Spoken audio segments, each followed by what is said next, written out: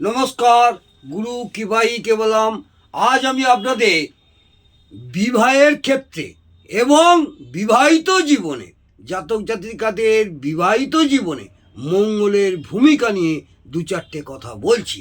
মঙ্গল গ্রহ হলো, মঙ্গল এক তমগুণ সম্পন্ন উষ্ণ অর্থাৎ অগ্নিময় উগ্র আক্রমণকারী গ্রহ। বোঝা গেল? মঙ্গল এক তমগুণ সম্পন্ন, মঙ্গল হচ্ছে এক তমগুণ সম্পন্ন উষ্ণ অর্থাৎ অগ্নিময় উগ্র আক্রমণকারী গ্রহ। এই গ্রহ রক্তকারক, এই মঙ্গল গ্রহ হচ্ছে রক্তকারক।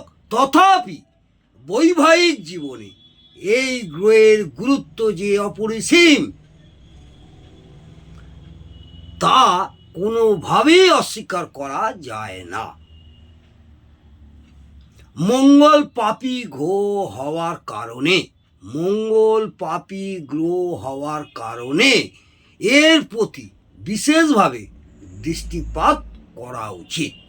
কারণ কিছু ভাব যেমন প্রথম, চতুর্থ, সপ্তম, অষ্টম ও দ্বাদশ ভাবে এই মঙ্গল গ্রহ অবস্থান করলে মাঙ্গলিক যোগ সৃষ্টি হয়।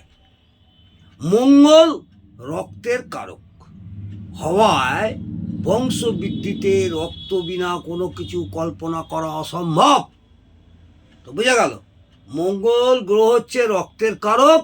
এই রক্তের কারক হওয়ার জন্য বংশবৃদ্ধিতে রক্ত বিনা কোনো কিছু কল্পনা করাও অসম্ভব, তাই তো? স্ত্রীলোকের ক্ষেত্রে মঙ্গল, স্ত্রীলোকের ক্ষেত্রে মঙ্গল রজ স্রাবের পথিক এবং রজস্বলা হওয়ার পরই স্ত্রীলোক প্রজনন যোগ্য হয়ে উঠতে পারে। প্রত্যেক মা বোনেরা এইভাবেই আমাদের রজস্বলা হয়, সেই হওয়ার জন্যেই প্রজনন যোগ্য হয়ে ওঠে। বীর্যের মাধ্যমেই পুরুষ সন্তান উৎপাদনে সক্ষম হয়। বীর্যের মাধ্যমে পুরুষ সন্তান উৎপাদনে সক্ষম হয় এবং বীর্যের মুখ্য কারণই হলো শুক্র। বীর্যের মুখ্য কারণ হলো শুক্র।